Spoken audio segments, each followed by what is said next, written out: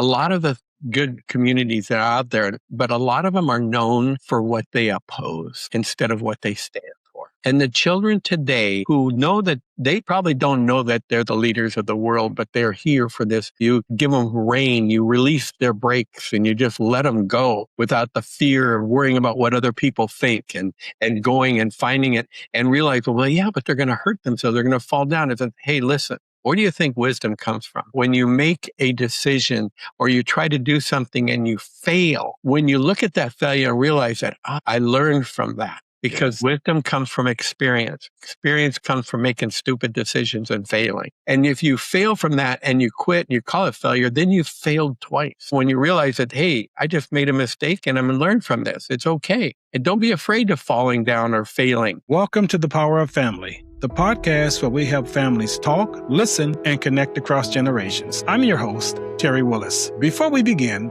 please take a moment to subscribe, share this episode with someone you care about, and leave us a review. Your support helps us reach more families. Today, I'm joined by Roland Thompson, co-creator of Grand Connect and founder of the Heart of the Fathers Foundation. We're talking about how families and communities can become places where people feel safe, heard, accepted, and free to grow into who they are. Good morning, Roland Thompson. Morning, Terry. How are you doing? I'm doing fine, sir. Welcome to The Power of Family. I appreciate the invitation. I just would like to share to our listening audience, it was about a couple of weeks ago that you and I had a very long conversation. And I think we came across to each other as men who are walking down the same path, just on different roads. Totally agree. Yeah. In so doing, I was also aware that you are starting a foundation. Please share that information with the audience. The foundation was actually started almost 10 years ago. And it's like a calling that I received when I realized that the disconnect between the generations was pretty profound. And I was like dealing with issues with family, dealing with depression, suicide, and realized that, and addiction, that, I was wondering what's going on. And it actually was prompted when I was reading the last two verses in the Old Testament, where it said, we're preparing for the great final day, but it said, before that day, the Lord will bring the prophet Elijah to the heart of the fathers. And I realized that we have a big road ahead to bring those generations together. And I've seen a lot of mistakes that I made as a parent. I see other parents and grandparents were making to actually doing things that disconnected the generations unknowingly. And so that's where that started. Felt like I was working on my doctorate, my master's. And when I started that as a calling, like I said, 8-10 years ago, and I guess I wasn't ready. And God kind of said, you know what? Experience is a better teacher than words. And so the last 8 years put me through some pretty educational experiences. And today I feel like I'm scratching out of kindergarten and working with this, and then running across people that are on the same path, such as you. And there's a lot of books out there with people with a lot of desire to be able to help with that connection. But I'm finding a lot of people really don't know what to do when they're searching. It's not like I have all the answers, that we have all the answers, but we're on that path, and we ask grandparents and others to just join us in this journey with discussions on what we can do, such as what you and I are doing at this moment. That was my discovery as well, Roland. When I began stepping onto this path, I realized, talking to people who I was trying to get help to put together my e-commerce and the podcast, I realized I was having quiet conversations with many people on the side. And it's quite common. It's quite common. Now, I just mentioned podcasts. Please share with us about your soon-to-be podcast. Well, we're getting ready to launch. And so this is like, hate to say this, but this is like good practice for me. Dr. Lee Osler and I have worked together in the last 2 or 3 years because he was one that was on the same podcast. He has 22 grandchildren. I have over 50 grandchildren. Wow. And I realized that maybe the future fate of the world is going to be determined by the mindset of the youth. And when I realized that is, where do they draw their mindset? And what is keeping us from really connecting with them? And I found that judgments, opinions, criticisms, all these things that disconnect people, even labeling, if you're familiar with it, labeling people for, putting them in categories by the color of their skin, by their religion, by the country they were born in, by their illnesses. If they're dealing with addictions, they label them, realizing that we all come into this world and through the same door, and there's not one person on this planet that has any more right to walk on this planet than anyone else. And we all leave through the same door. And we're actually, my mindset is that we're spiritual children here. We're spiritual people having human experiences and dealing with challenges. So the podcast is looking for people who are on that path, but also winning. So the title of the podcast is Winning the Battle for Heart and Connection. And it goes along with the book and the guide that Lee and I created. It's called Grand Connect.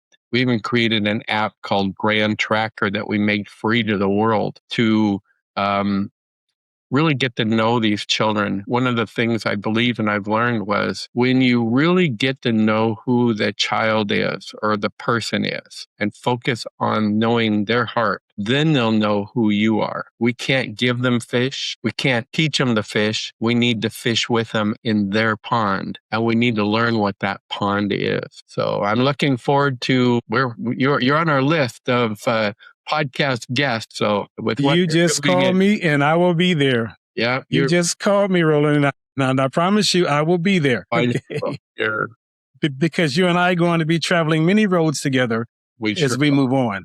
Yes. Speaking of people, the power of community. What strengthens a community and what quietly tears one apart? Share that with us.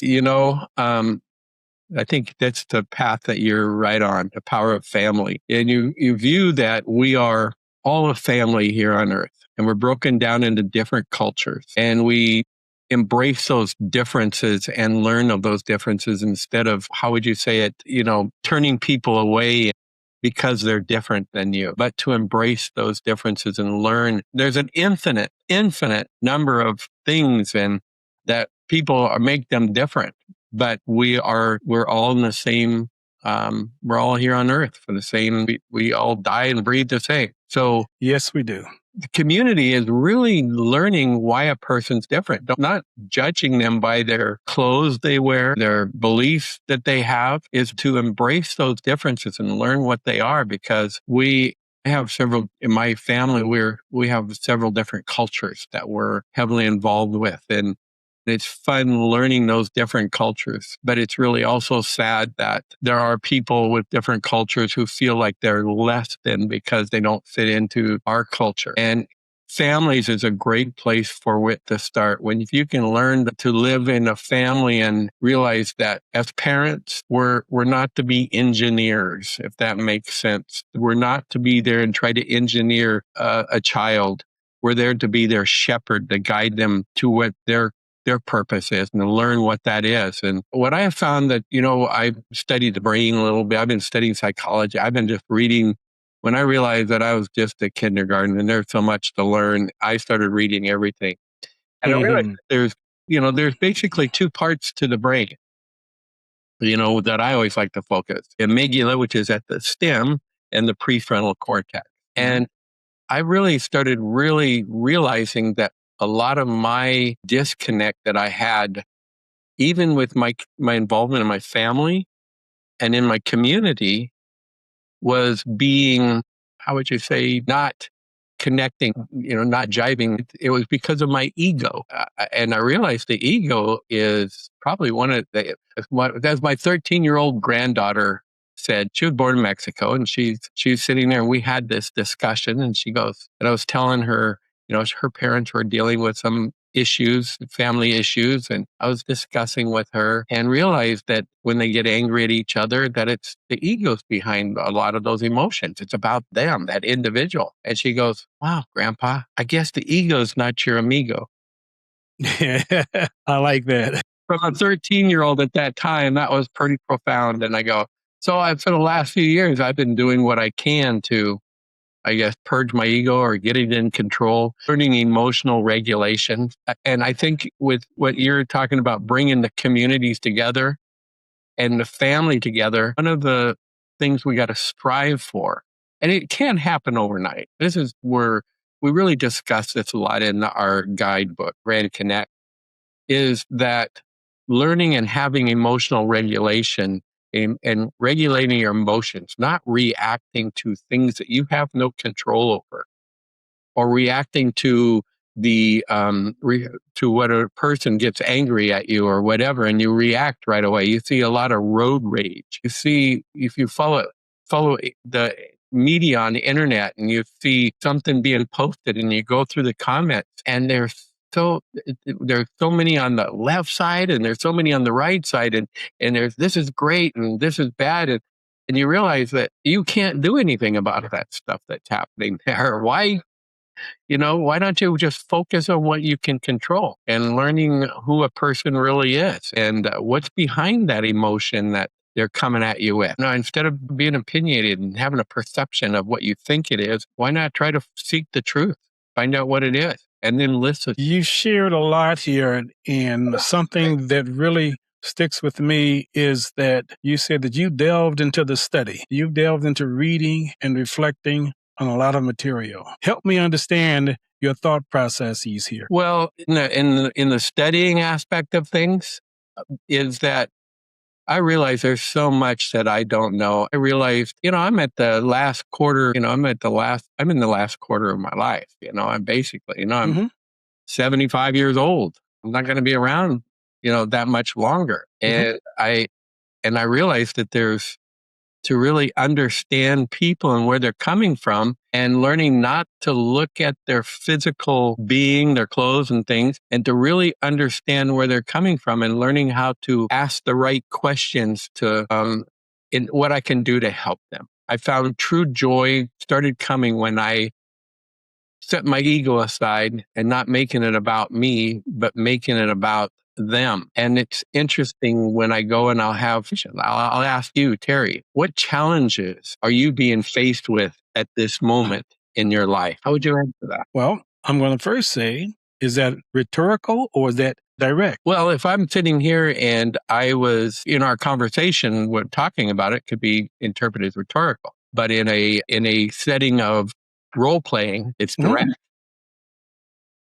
And I'm going to take a minute to answer that question. My challenge is building that legacy for my family. And when I say building a legacy, it's not just the things. No, the things are what get us in trouble. We are guided by the darkness of those things instead of the light of who we are and how we can be better human beings, better family members, and better for our community. When you are better, you make a difference. That is the legacy that I am reflecting on. How can I prepare my family members to be better people?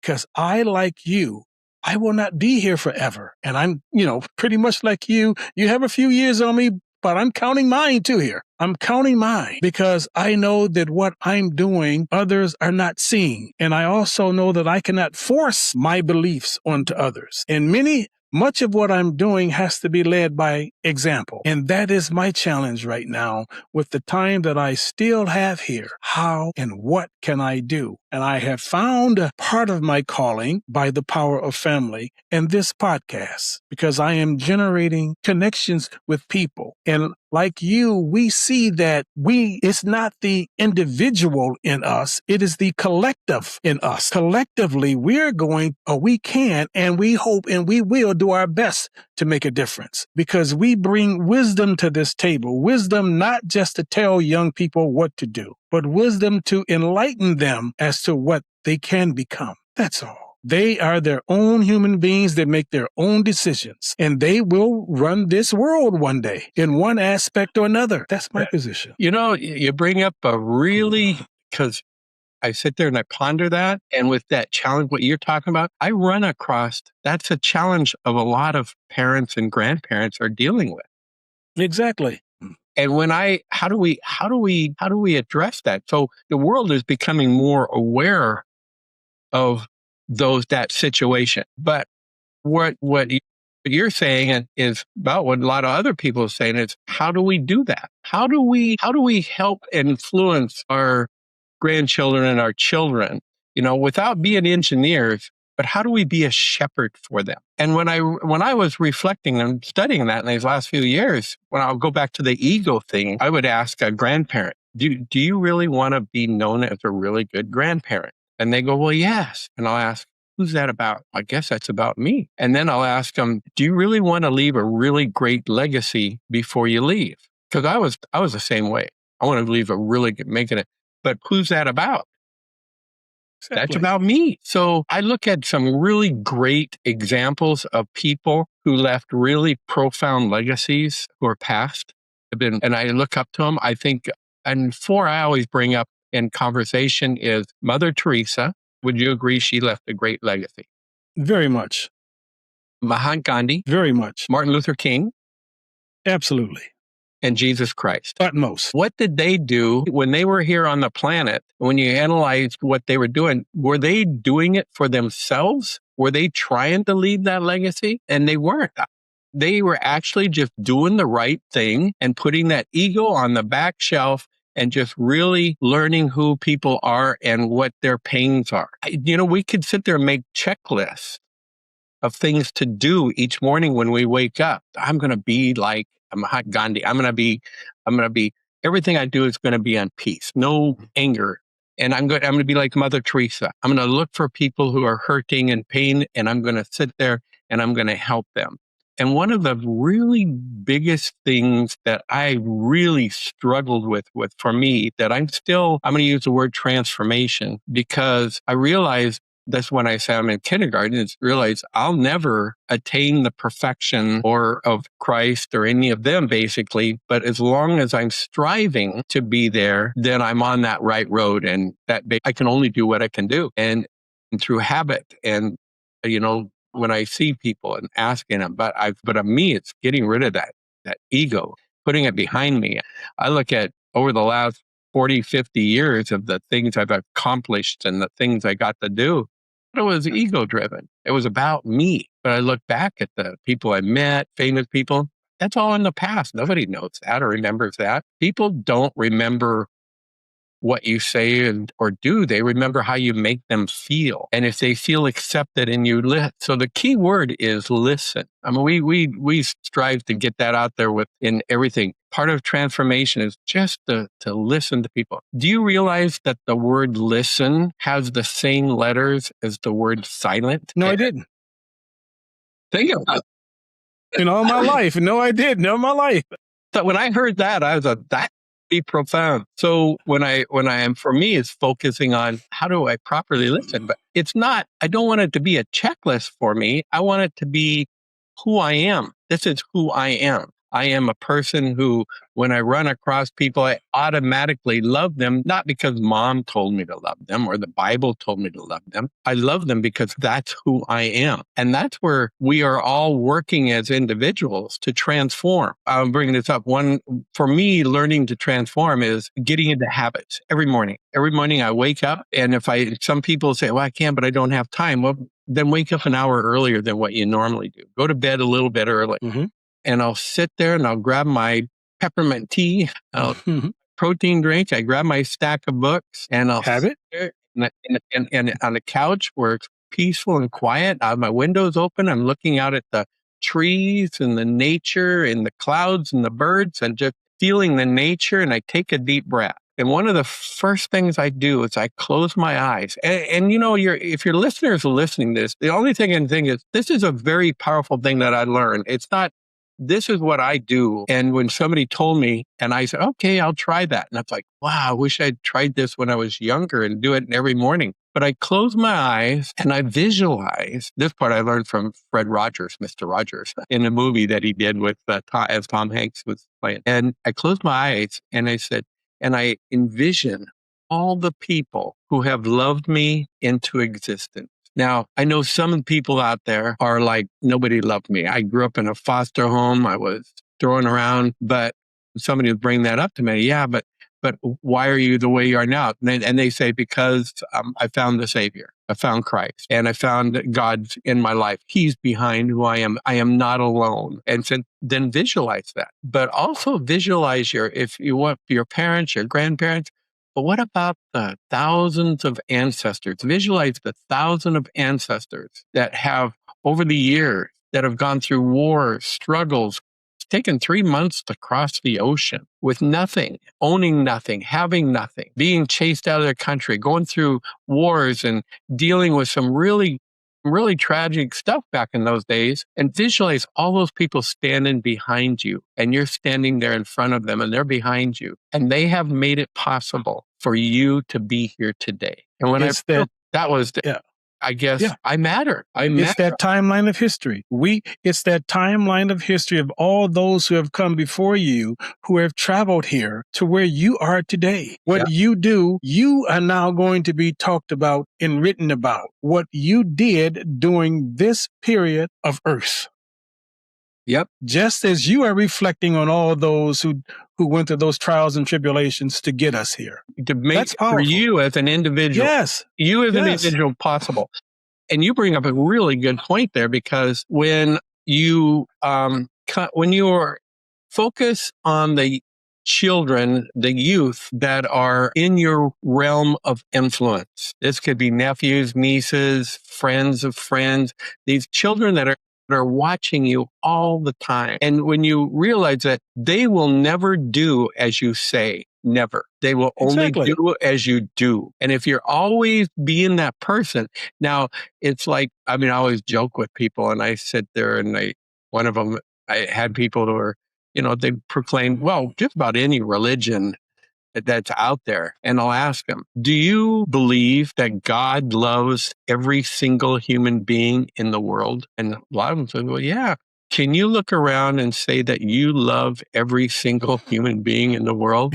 And they'll say, well, no, that's pretty tough. So I will ask you, what makes you feel like you're better than God, that you get to select who to love? And when you realize that it's our goal to learn, how do you love somebody? But so that person over there, do you love them? Well, no, look at the clothes they're wearing. Look, the tattoos, look at, look at the whatever they're wearing or anything, and they make a judgment by that. But I said, you don't even know who that person is, their heart, what their struggles are, what their challenges are. And, and what the key is everyone you meet. And it's so funny, because I'm very conscious of this when I'm around my grandchildren. I'll give you an example. I'll ask, well, are you a grandparent, right, Terry? Yes. 9 times over. And you know what? And some people, I only have one grandchild. I said, I wish I only had one grandchild. And then it'll make my focus a lot easier, but I'm blessed to have many. Your 19-year-old grandson, who's now an adult, comes up to you and says, Grandpa Terry, will you go to Bali with me so I can get my whole back tattooed and my leg tattooed? And I think maybe I've asked you this question once before, but it's amazing the answers I get from these grandparents of people. You know what? I'd probably say, does your mom or dad know about it? It's like, hey, listen, he's 19, he's an adult, and then they start asking, and what's going on in that child's mind? First of all, what prompted them to come to you as a grandparent, to ask you to go to Bali? And this really happened to me, to go to Bali, to go and get their whole back tattooed and leg tattooed. In their mind, they asked you because they knew you wouldn't judge them. They knew that you'd be there to support them. But if you do something that throws a little bit of judgment or anything like that, it just makes it more disconnected. They're going to do it anyway. And this is exact. I was elated. I said, that sounds really cool. And said, now, Grandpa, you don't have to pay my way. I've been saving money, but and I said, that's fine. I'll help you, whatever. But this sounds like a really good trip. And this was 2 years ago. And I took my 19-year-old grandson and we went to Bali together. And I said, I'm looking for opportunities that I can interact side by side. Now, you understand, going to Bali and getting a tattoo, I'm fishing in his pond. That's his pond. Sure. And I'm learning I'm asking him, and I'm enjoying this with him. I don't have to give advice. I don't have to do anything. He just feels comfortable knowing that I'm by his side. And that's a great connection. Great. And I realized that and here's an opportunity for me to model in the community. We were there 5 days. The last night, we had a dinner in a restaurant with 6 other people we have never met before. And he was in the tattoo shop screaming and yelling as if tattoos, and they're painful, I guess. And he was, and I was out, and I'd go out and I would be making connections with people, and they'd come, and he got to meet these people. And we made some real strong connections with people from different parts of the country. One was from Russia, one was from US, another one was from Singapore. And they all sat down and we had a really good dinner together.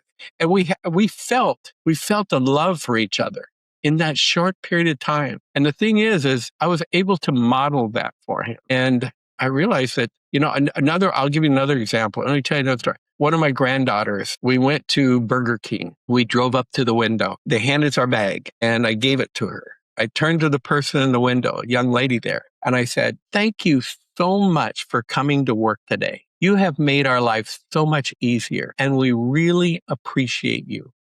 And I was looking in her eyes, tears. Now, people may think, at first think that's kind of corny because nobody else is doing that. And I think, well, that's really corny and everything. My grandpa's doing that. But when my granddaughter saw the tears and the young lady looking at me, she goes, "Thank you so much. I didn't think anyone ever noticed me." And I realized the pain that these children are going through. And you have no idea what's going on in their home. And, Terry, with what you're doing, that's where it begins, is with the family, the communities. How do we bring communities together? And we teach them in the family, and we're teaching our kids, and they model that out there. But Roland, this is what we're going to find answers for. It's out here. It is.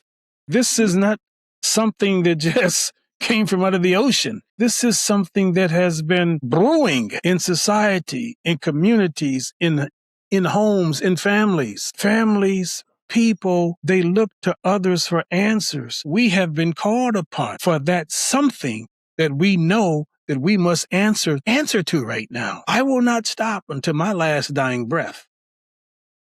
Okay. Well, you're bringing a good point. The thing is like, we don't have all the answers. You and I, we don't all have all the answers, but you and I, at the end of the hour, we're holding hands and we're going down this journey and we're talking about it. You mentioned something to me that that's something and it adds it to something else that I heard. And pretty soon these two things come together and it comes up with maybe another solution. Another point, I was standing there with a grandpa guy. We were standing in line, and this was the other morning during my studying time, the concept of asking people what challenges. So I asked him, "What challenges are you going through?" Now, this is a very prominent man in our community, very well liked. He's just a great leader. And he goes, I said, "Are you dealing with challenges today?" And he goes, "Yeah." And then I sat there and I said, I've been reading a history book from the 80s and people traveling across our country. And, even though we're supposed to have freedom of religion when we started this, but they're being persecuted because they're different religion than other people. And they would kick them out of their communities and such. And I said, I look at that challenges. Can you imagine going through that challenges at that time? And he goes, he sat there and he kind of shook his head. But then he came back and he came back to me and he said, this was one of those moments. He goes, those challenges they went through were different than what we're going through. But, today I think our challenges are probably just as trying than what they did. And I realized, wait a minute, there are two different kind of challenges out there. There's the spiritual, emotional, people dealing with depression. That I call it the spiritual challenges that are going on in your head. And then there's the physical challenges of, finding that next rent payment or feeding your family and all these other challenges that people are going through and being homeless and such. And then I realized that when we have those two challenges, spiritual and physical or worldly, and I started really contemplating, and I realized that personally, once I took care of my spiritual challenges, having what we're talking about now, transforming, because I'm still transforming. When I was telling you what reading in the morning, I'm reading books. It's some people may think, well, that's pretty vain, because one of the books I read every morning, I'm going through the second time, is the book that Lee and I put out. because the book was written for transformation. It wasn't meant to read like anything from information. The book was written as you go through. The first part is realizing that we have to transform, because one of the messages I got when I was raising one of my grandchildren, this is one of the stories that I share, was that the voice came and said, and I was in despair. I was collapsed in the hallway. He was on the other side of the door, and I was raising him. And I realized that raising him the way I raised my children, and realized it wasn't working. And he was becoming more depressed. And the voice said, as a premonition said, you want him to change, don't you? I go, yes. I mean, I've asked grandparents that when they're complaining about their grandchildren. I said, you want them to change, don't you? And this is exactly what they said. Yes. I don't want them to be out there partying. I want them to change. And the voice said, it's not going to happen. I did not give you the power to change people. I only gave you the power to change yourself so that you can be a light to guide people. And I was sitting out there and I said, just learn who he is, to love him the way I do, without judgment, without opinions, without criticism, without perceptions, and find out what his pond is and what fish with him in it. And when that happened, it was like, I'm going to use a Saul moment for me. If people are familiar with the story of in the New Testament, one of the worst villains in the New Testament, Saul, he was it was after Christ died, and he was going around and persecuting Christians and having them arrested and everything. And then on the road to Damascus, they go, Saul, why are you, destroying my church? Why are you doing this? And he's like, who is he? And he goes, and he told him on Christ. And he had, all of a sudden, he's like, that was a transformation. And pretty soon, the next thing you know, he's out there and people don't believe him. Oh yeah, you look at that. You just had my uncle arrested and now you're out. And he goes, so he's like, no, you got to act. You can't be out there telling, you've got to. So he transformed. And when I realized that, I started loving my grandson. And it took a few weeks. Pretty soon the trust started coming back. It's funny. I asked him, I'm a baby boomer. And I said, so what do you want to do with your life? When it finally the trust, he said, well, Grandpa, I want to be a professional video game player. Now, you and I, being a boomer, told me that. I'm like, what? I'm playing Pac-Man, Pong, Conky Dog, but I found Pokemon. And I realized that it was $1 billion industry. And it was, once I found that, opened up that door, and I said, what do you want to do? I said, I want to coach my own team. And eventually I just with him and learning about that with him. And it was enjoyable because we were swimming in his pool and we were doing that and me by him. And I seen the excitement in his eyes and things. It didn't take long for him to come out one day of his room. He dropped out of school when we were going through the challenging part, but he went and got a GED on his own. He came out of the room one day and he said, what would you think if I joined the Army? And I'm like, wow, I'm a Navy man. I did 3 tours, Vietnam and an Army guy. And it's like, sure, my life changed because of that. It paid for my education and that community and learning to brotherhood from people from different cultures. There's so much I learned from being in the military that I cherish. And I thought he can do the same thing. And here it is 5 years later, 6 years later, he's in Army intelligence. Now I always joke and I said, that sounds like an oxymoron to me, but, and he's learning different languages and he's just very spiritual. And we talk and we're very close. And it's like, oh, you know what? I wanted him to change, right? But you know what caused that? It wasn't me trying to make him change. It was me changing, me transforming, to have the heart of learning who he is and loving him. And you realize how powerful that is when you say what makes a community come together, and it's family. It starts with that, realizing, learning who these children are and that they're here, and they're going to turn 18, whether you do something about it or not. Exactly. 19 and onward. Yeah. I had an 18-year-old granddaughter. The day she turned 18, she was dealing with family struggles because she lost her mom when she was only 3 years old and lost her mom. So my son had to raise them and ended up having a stepmom and dealing with the step issues and not having a somebody who's never really had motherhood, around, but just really struggling. And she went up to both her parents at the beginning of her senior year and she said, Mom, Dad, she goes, I'm 18, I'm leaving, and you can't stop me. And she left. And that's a whole story in itself, because her and I are so close when she did that and found out that she wanted to do music. And her and I went on the road when she got out of high school. She graduated high school on her own, and she did it on her own, couch surfing. And we did a I think it was, we spent probably about a good, I think it was 10 days on the road. We traveled across, we're heading to Nashville and taking some stuff. And she said she wanted to make a movie. I said, what do you want to do now? And she goes, when she was 16, I asked her what she wanted to do. And she goes, Grandpa, I want to write music. I said, oh, you're interested in music? Because I'm in the music business. Sure.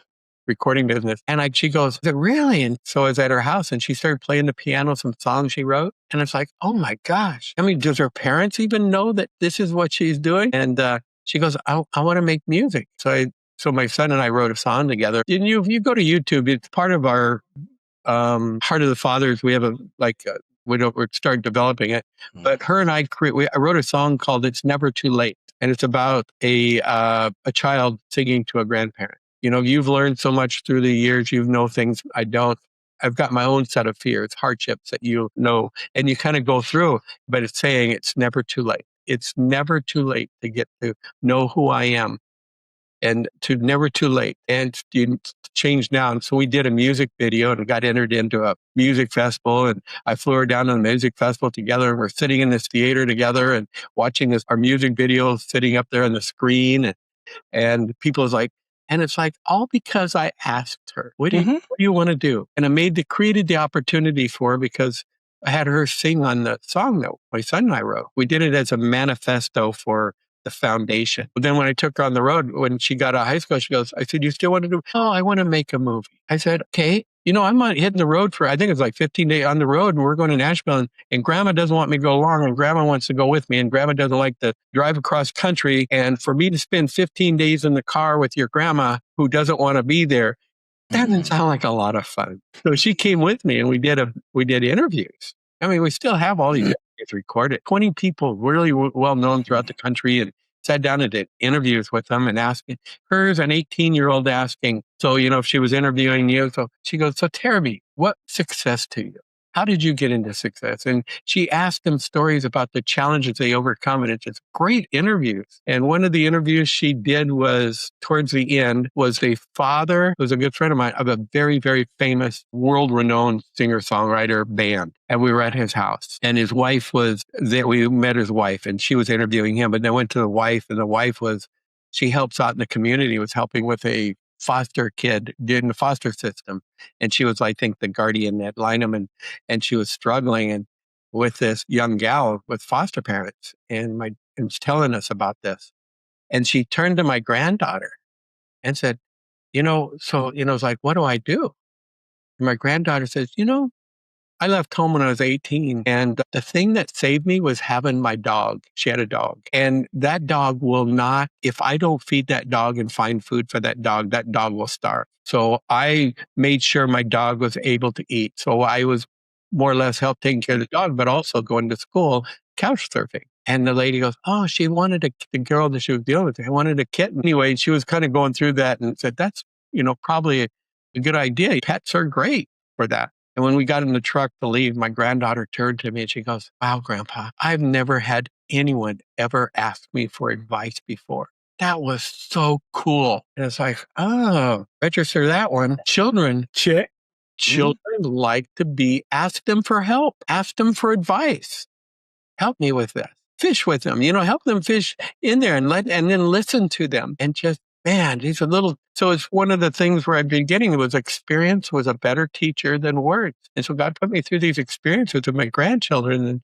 And I realized that these kids are turning out to be some phenomenal leaders. And they will inherit the earth. And the thing is that's who you want. You want them who they love others. And you realize that that's the power behind everything. That's everything that the four people I told you preach was Christ, Mother Teresa, and Martin Luther King. They all preached love. And you speaking of the young people, let me ask you this question as our time begins to close in on us. Why are so many young people leaving church? You know, one of the things I learned was a lot of churches out there and communities, culture, different ones. A lot of the good communities that are out there, but a lot of them are known for what they oppose instead of what they stand for. And the children today who know that they probably don't know that they're the leaders of the world, but they're here for this.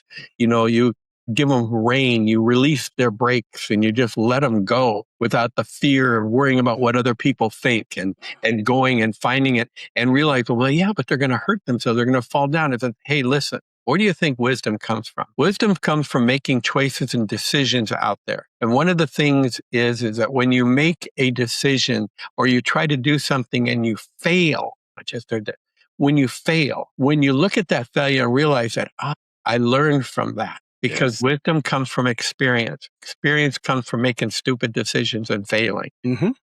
And if you fail from that and you quit and you call it failure, then you've failed twice. You know, when you realize that, hey, I just made a mistake and I'm going to learn from this. It's okay. And don't be afraid of falling down or failing. You know, the fear is, I've heard, you know, several different ones, but the ones I like was fantasized experiences appearing real. What's the worst thing that's going to happen? One of my mentors, one of the people that I always, and I worked with, I did a book with him. It's Jack Canfield, Chicken Soup for the Soul, but he did success principles. And one of the things that I mirrored with my kids was one of his principles was ask, ask, ask. What? The answers already know if you don't ask.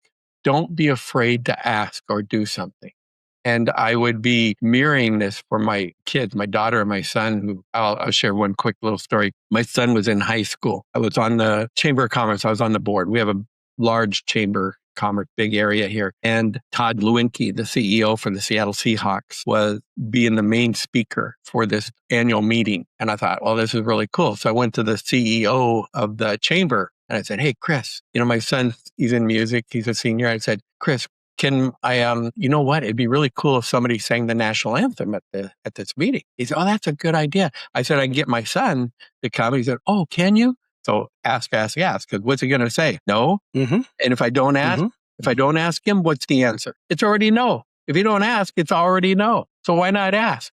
Because they might say yes. And he said yes. We were sitting out in the meeting, in the audience. My son, he's 17. We're sitting there at the table and he already sang that they sang the national anthem. And Todd goes, is there anyone out here? This is during the year 2004, 2005, when they went to the Super Bowl for the first time. Is there anyone out there that has any questions for me about the Seahawks?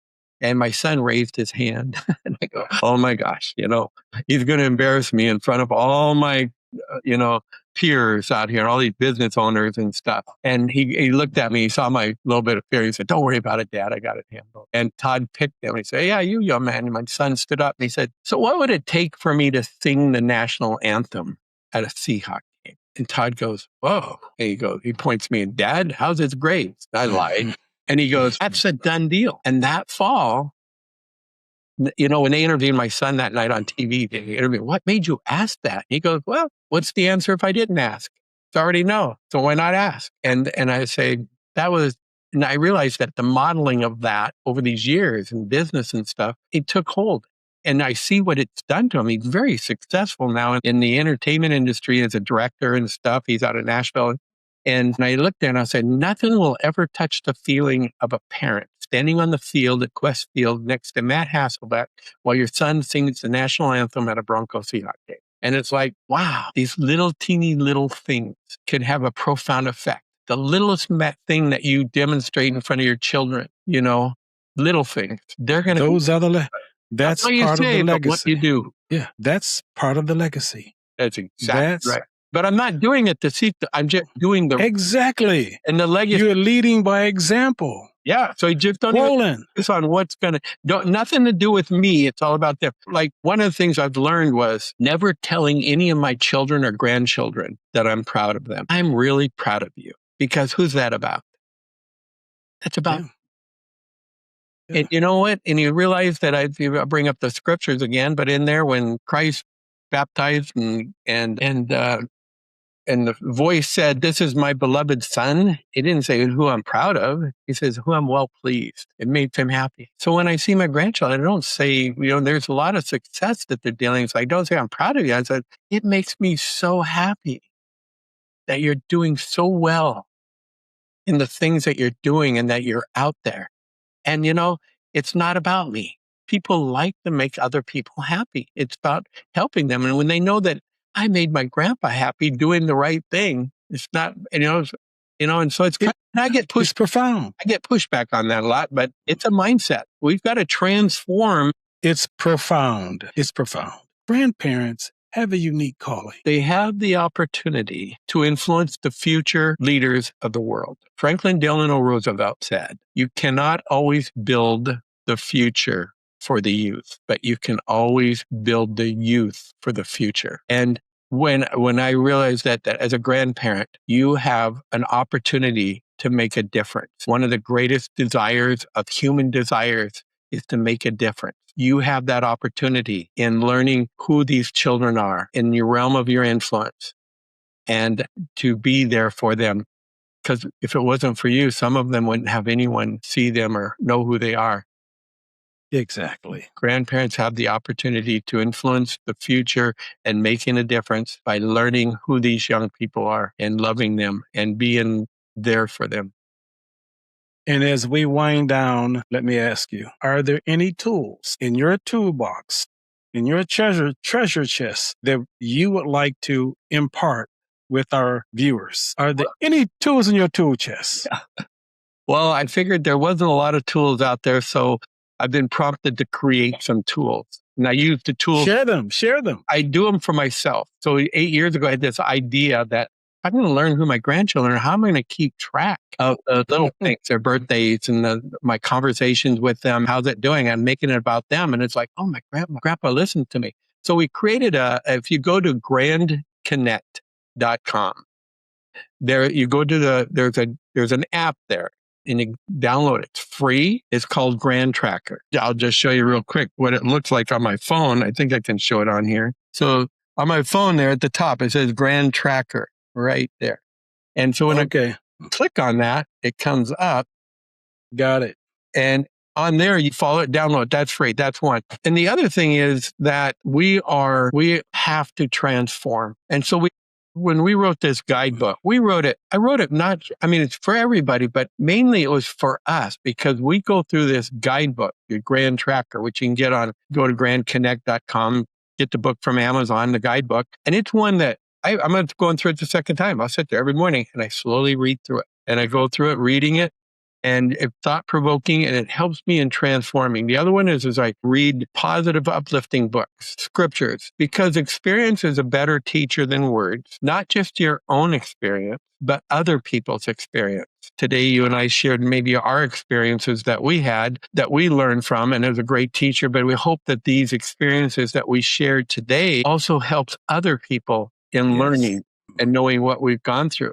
I would, the guidebook is, I was like, I don't like taking credit because when you go through the 3 years that we went through and putting this together, it was strictly sitting there and feeling that prompting and the spiritual prompting of the things that came into being and putting it down. It was, it was inspired.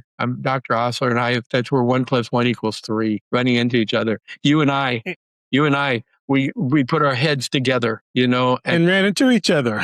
Yes, we did, and ran into each other. So you have your program and your platform, those tools of getting involved in your platform, your channel, your, asking questions and going along this. Join us in this journey as we transform to be the people, because here's one of the things that really affects me emotionally, or what I think about it is, one, I always say, how would you feel if your grandchild or your children grew up solely not to disappoint you? They weren't going after their path, or their focus is not disappointing you. And I think how sad that would be, going through and being there as a guide for them and being there side by side. I would think it's sad that there's a lot of children out there in the family, part of the family, that are afraid to open up and come to their parents or having anyone that they can talk to about the spiritual and mental challenges that they're going through because they're fearful that they'll get grounded or they'll get punished. They're fearful of being judged. They're fearful of being criticized. They're fearful of doing that. And it's like, well, you need to tell your dad that, something happened that morally or something. Well, you need to let your dad and mom know. Oh, no, because then I'm in trouble. And if someone... How sad is that? Very much so. And if someone wants to reach you or your organization, how do they do this? Well, you go to grandconnect.com and we have links to the foundation, Heart of the Fathers Foundation. When we start launching our podcast, getting involved, people who are winning that battle, we're going to try to create the platform where grandparents can come together and share their wins, things that work for them, because we need that. There's so much out there. And we need to know what that experience is and what you learn from it. But don't be afraid. We have very short time here on earth to go out there and make a difference. And you can still make a difference. Roland, I want to thank you for being on The Power of Family. And I look forward to coming on your podcast when you started it as well. Well, thanks, Terry. Appreciate it. It's amazing. Today's world, we're 3,000 miles apart, 3 hours apart. And growing up, technology brings us together. Technology, and that we're sitting here and we can still kind of feel that love and that spirit between each other, and it's about connection. It's all about connection. Yes. And in the family, and you're doing such good work, and I'm glad and everything I can do to help you with your mission and your calling. And likewise to you. And again, thank you for being here. Thank you, Terry. This conversation reminds us that people do not grow through judgment or control. They grow when they feel seen, heard, loved, and safe enough to become who they are. To learn more about Roland's work, visit grandconnect.com. Thank you for listening to The Power of Family. Please subscribe, share this episode, and leave us a review. Until next time, keep listening, keep learning, and keep building stronger family connections.